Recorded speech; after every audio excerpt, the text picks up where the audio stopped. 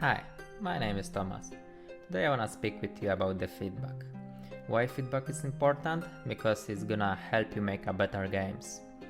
Whenever you make a game as solo developer like me and don't ask anyone about your game, you'll probably make a lot of mistakes.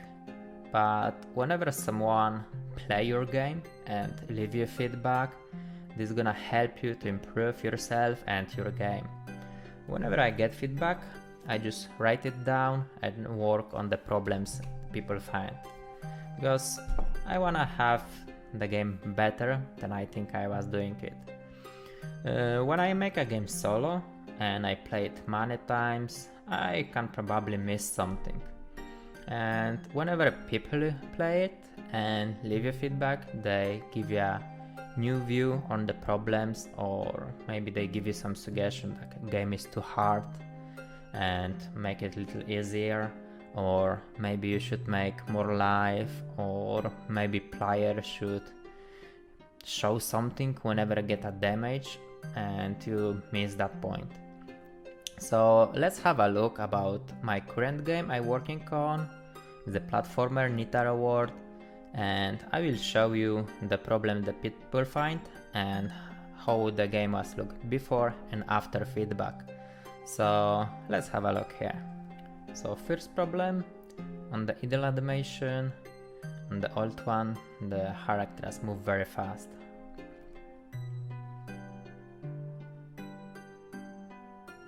Now we have the movement. Whenever you press the button, the character moves too far, and now it's much better control for your character. Here we can see the run animation, and whenever a player was run, it was go too fast and he fell off from the platform. Here we can see the climbing, and whatever to say, just look on the old animation, it's much too fast. Here we have the hazard, and on the old one it's not visible. So now let's have a look on the gameplay. On the old one it was very fast.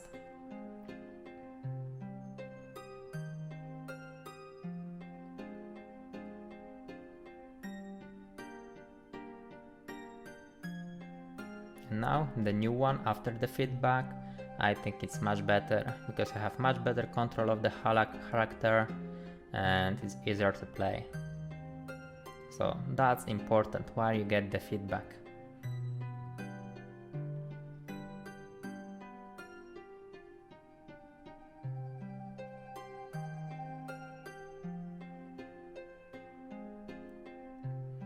So remember, whenever you make a game, ask for feedback. You can get it everywhere. Whenever you post the game, if you post on the Twitter, Instagram, Facebook, or some indie games group or on a authors group, just don't forget, write them down and work on them. So see you in the next video. Cheers.